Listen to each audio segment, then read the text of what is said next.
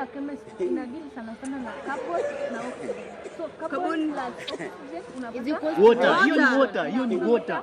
Water maji. Na ukichukua water usplit unapata diffusion and osmosis. Ina diffuse inakupea osmosis. Diffusion, hiyo ni diffusion. Na sasa tukikuja section A, hapo sasa tunajua dogo hiyo kila mtu anaelewa. Section A. Section hiyo hata isumbui. Na wewe mbona unainama na unalamba mdomo? Unalamba mdomo nini? Kuna shida gani? Unalamba. Huyu ni masisi tu anakuja kwa group.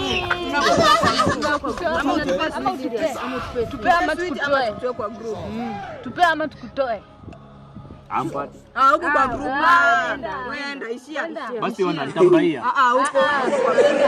Na kudisqualify ya machepa una focus. Disqualify.